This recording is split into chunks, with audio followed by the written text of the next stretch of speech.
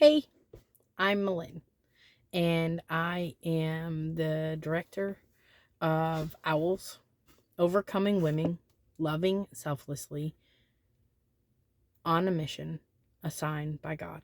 So it is women's ministry, and I believe through lots of confirmation that God has opened up doors for me to meet you in different aspects and different seasons so that the visions that He's given me can be brought to life.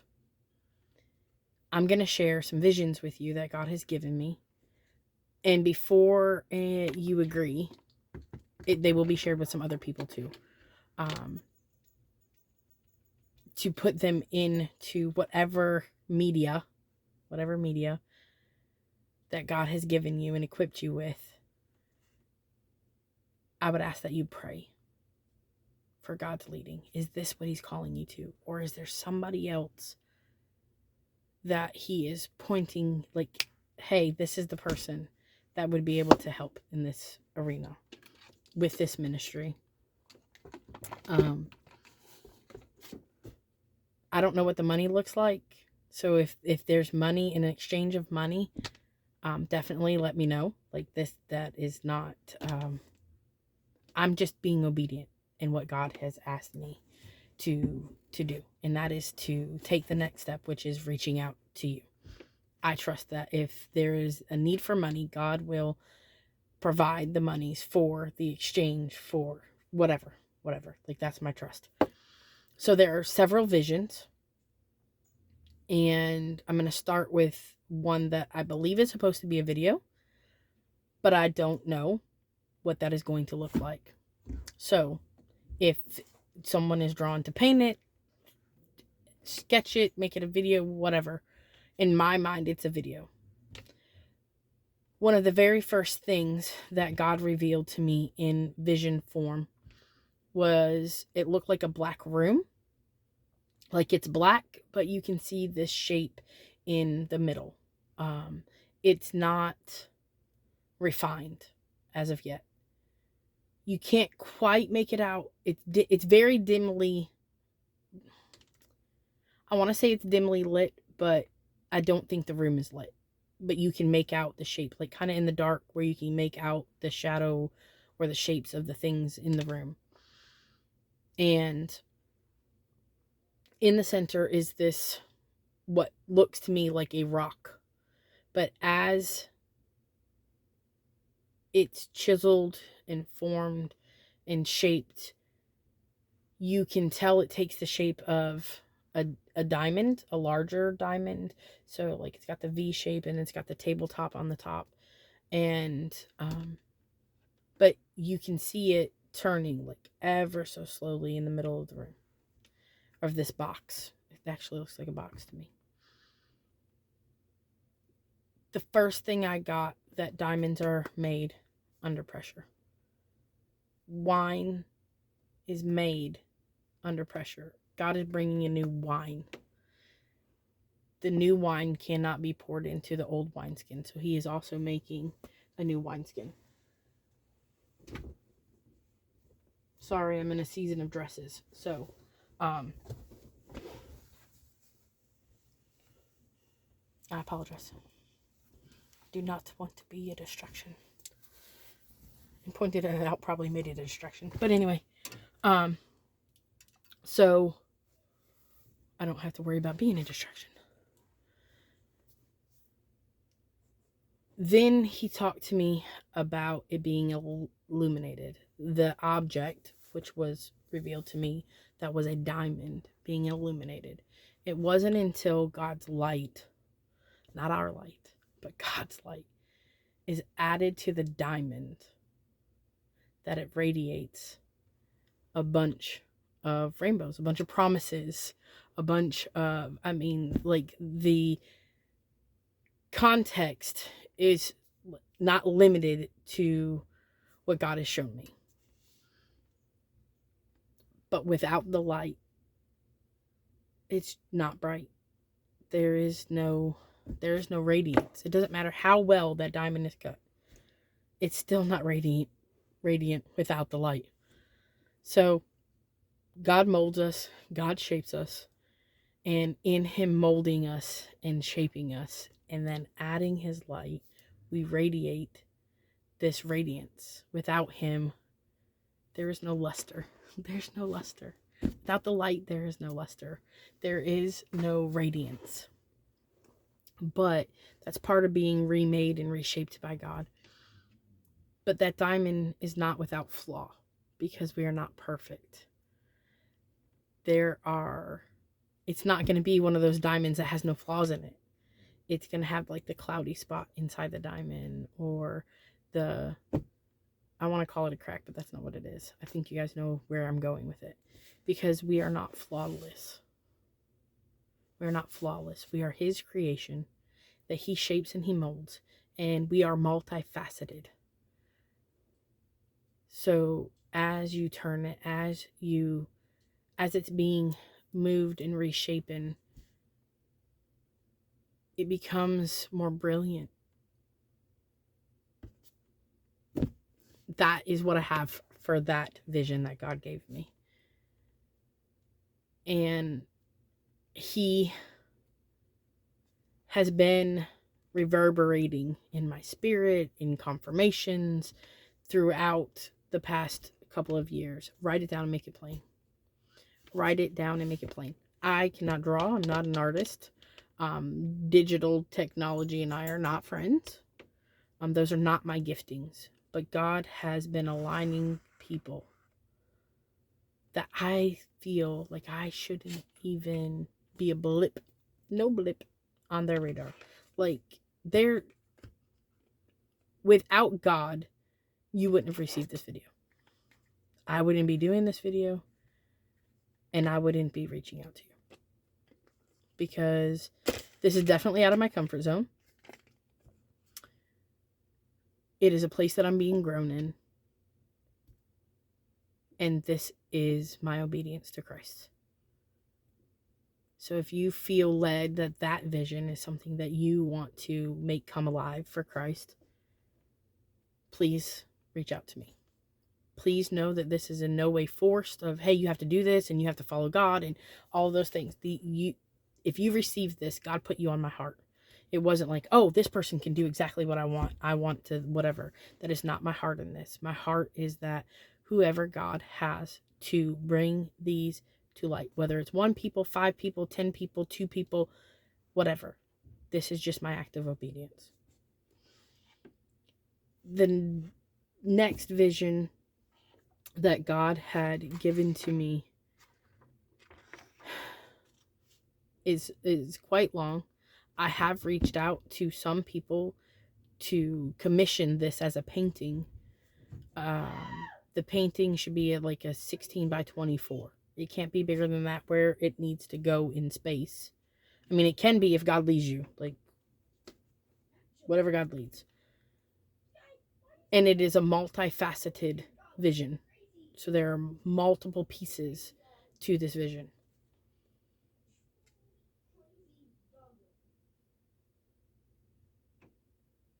When I see this in my mind's eye, I am standing in a field, upright. I am wearing a dress. You cannot see the fullness of my face, but from my perspective, you could see kind of like the side view, but not all of it. I hope that makes... I was told I need to add to be more detailed. Around me on the ground, I'm not standing level with what I'm seeing. I'm kind of on a hill, back a little bit, but not so far away that I can't see the details. Like the details of the people, the details of the stuff that's going on.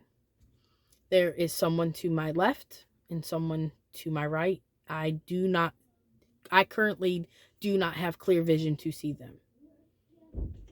Not that I won't ever, but currently, but they're in front of me a couple of steps and I see their backs, kind of thing, in my peripheral vision. There could be more people, God only knows. this is where I'm supposed to focus. In front of me, there is a silo. It is huge. It is bigger than any silo that I have ever seen. At the top of the silo, it's a metal silo. It is metal. At the top of the silo, where grain should be going in, it is there's something pouring out. That was my first vision that God showed me. There are 2 other silos that are being built, but are about like a third of the way done. And there are people working, but they're not rushing to work. They are moving at a good pace, but it's not, this has got to get done. We got to rush. There is no rushing in this. There are not people running, nothing like that. Everybody is slowly, casually doing the things that are being done. Their countenance is one of peace. So the stuff that is coming out of the top of the silo, I found out as God gave me the first piece, is the harvest. Silos are not filled from the top. Don't pour out the top. They're gravity fed. So you pour into the silo, everything fills it, and it comes out the bottom, and that's the way it works. This silo does not work this way. It is God operating the silo.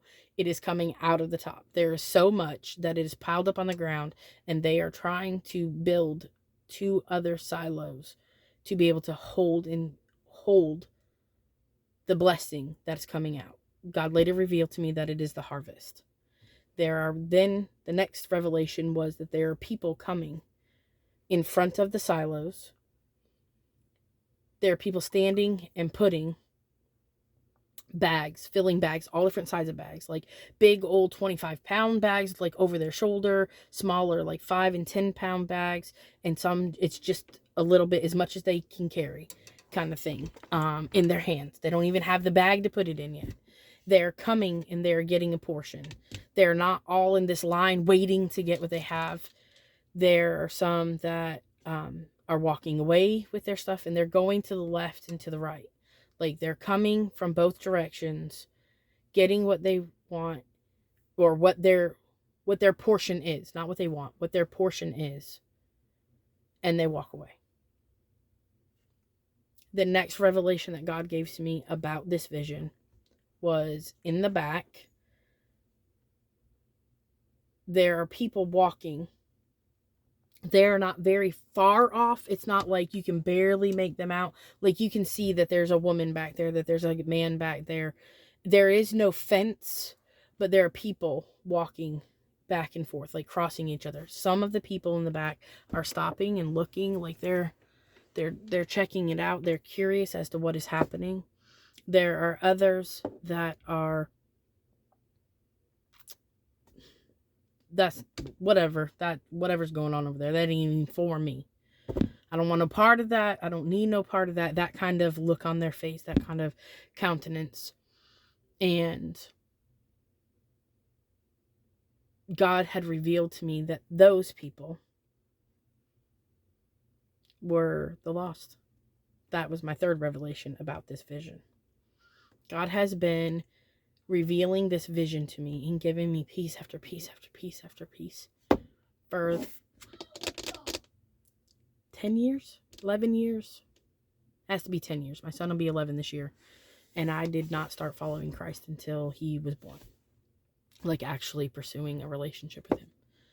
And those are the people that this is for, but the harvest is for, but they don't know it's for them. And they are the lost. They are the lost. There's grass on the ground. The grass is not like Florida grass. The grass is not super high. It's not like you're walking in a field. The grass is probably like half a foot tall, maybe a little taller. So the wind is blowing, but not like a hard blow. Like, you can see the grass lay down and come back up, lay down and come back up, like waves, it's this fluttery grass. Like, it's a grass I have seen in my life from Michigan, where I lived. It's a fluttery grass. It is not a Florida grass. I ain't seen no grass move like this in Florida ever, ever. And I've lived here 31 years. The sun is not this bright beating down light. I don't want to say it's even a cascade, but everything is lit. Everything is lit. And the light is not on top of me, not behind me, not completely in front of me, but you can see the radiance of the light. This is the most important of what I need commissioned. This is to keep me focused on what God has called me to. I need tunnel vision to stay focused on what God has called me to, and I need to write this down and make it plain. I've written out a description of it, and if you need more, whoever, if it's more than one person, I seriously don't know, but there's somebody that God has anointed and appointed for each of these visions, or somebodies, because we need to bring our piece. Everybody has a piece to bring to the table. This is not something that is just for me. This is for owls, overcoming women, loving selflessly, on a mission assigned by God. There are women anointed and appointed where they are, that are lost, that are hurting, that are broken, that need to know that there's a place for them to come and get their portion. That God has a piece, has a portion for them that nobody can take from them, that it is not somebody else's. There's no need for comparison. There's no need for jealousy. There's no need for envy. There's nothing like that. And then when we bring all of our pieces and we put them together, we will see the bigger picture. This will help in awakening those women, because this is not something only for me. It's not just for me and my freedom. This is for freedom of generations. This is for freedom of generations, and I'm very positive of that. I've gotten confirmation after confirmation after confirmation after confirmation about these visions that God has given me. By the grace of God, and only by His grace and His glory, God has opened up a door for me to meet with one of the local artists, and God has been speaking to me through some of that art. And then I got the door opened to meet another local artist, and God is just stirring. And then all of this stuff. And if you would like a more detailed, like, how did you get to me, I would be happy to tell you and give you God's confirmations in that. I just don't want to make a 4-hour video and nobody watch it. I want God's work to be done and to stay focused. So within the past 21 days, God had me pray for somebody. He asked me to turn around and close my eyes and look at the sun. Some of you have gotten that message to please go outside and do this. So if you have not done that, you might want to pause this video or wait to finish watching it until you've gone outside. So the directions I was given was turn around because the sun was behind me. Close your eyes and look directly at the sun. Do not open your eyes and look directly at the sun, for anybody that thinks that that's a good plan. But anybody. And let God show you what He showed me. In that, He gave me a word. So if you've gone out or you've already done this, this is the rest. So go ahead and push play and finish watching it. I saw radiant oranges and yellows and darker browns of light that were changing and shifting and radiating, coming from the sun. And as I was standing out there, and as I was praying, and as I was seeking the Lord, he gave me a word. And if I could find it, it would be even better.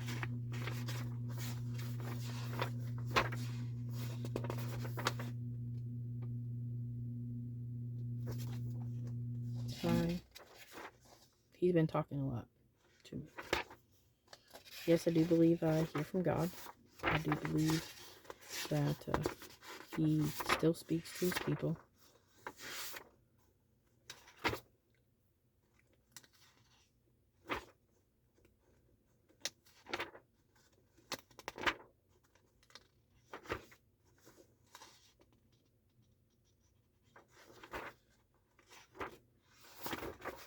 Oh, I'm telling you. Ha! So the date that God gave this to me, I did write it down, 2/20/21. Luke 7:7 was the scripture I wrote down for the day. Therefore, I did not even think myself worthy to come to you. But say the word, and my servant will be healed. The resounding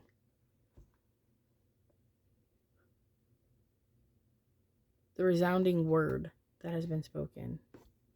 I don't even think I'm capable of doing this. I don't even know anything about those things. Like, I don't have the background in that. I shouldn't be here. You heard me start with that. You're right where God appointed you and anointed you to be. And he has been continually confirming that. So, this is the word that he gave me as I had my eyes closed. Go out and face the light. Close your eyes and see my delight. See the radiance of my mane, even in your pain. I didn't quite understand it. So God sent me on a mission. I arrived somewhere I was supposed to be. I did what he asked me to do. I thought I was going to see something when I got there.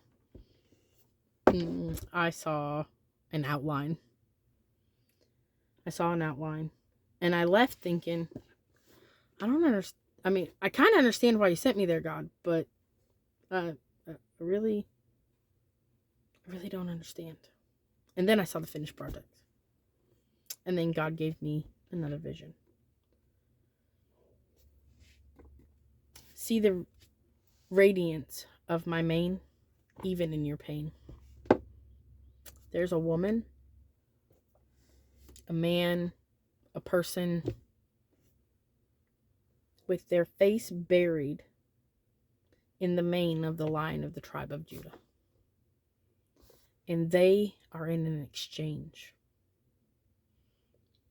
When I say buried, I'm talking like all up in it, holding on, pouring out everything, that all they can see is the lion's mane. But they don't see the dull, mundane color of the lion's mane. They see the radiance. And it is washing over them. It is restoring them. While they are pouring out their pain into the mane of the Lion of the tribe of Judah, there's an exchange happening. The Lion of the tribe of Judah is taking the pain and giving them healing and restoration, rejuvenation, and washing them from head to toe. There's a crown in the picture. It's not on the lion. I mean, he is the Lion of the tribe of Judah. But the crown is meant, I see a woman. It could be anybody. I see a woman. And the crown's meant for her. But she's not walking in her authority because she thinks that this is not the place for her. So she's hurt. in this place, because other people are telling her, this is not, no, this ain't for you. I don't know why you're here. You don't have the education. You don't have the know-how.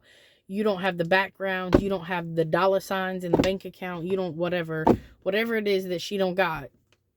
She thinks that where God has called her, where she's been appointed, is not for her. And that is not the truth. God took the least of them, the people that they wouldn't teach God's word to be the rabbis. And he turned them into disciples and the apostles, because they had a childlike faith to follow him. Something in them drew to follow him. Something is in you to follow him. Something's in you to follow him. She needs to put the crown on. She needs to walk in the authority that God has given her.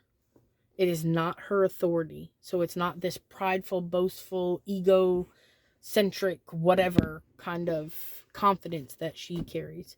It is in the confidence of the lion that walks with her.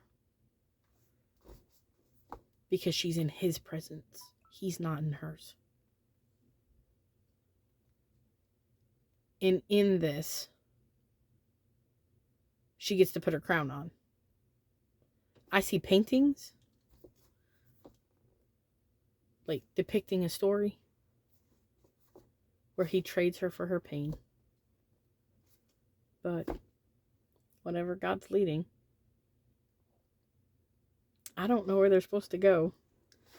I don't know what they're supposed to do. But it's definitely what God has showed me. And I just ask that if you feel led, that you would message me. Or you can meet me on Tuesday at Cemetery from 1 to 2 and talk to me. And seek the Lord with me and pray with me about it, of his leading and what he has for you.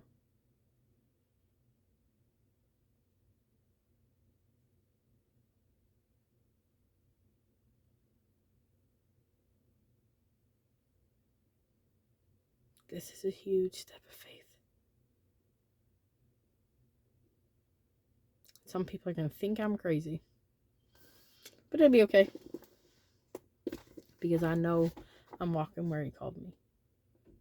He has been just illuminating people in his word and words to me about running the race, about setting the table and preparing for the people that are going to come.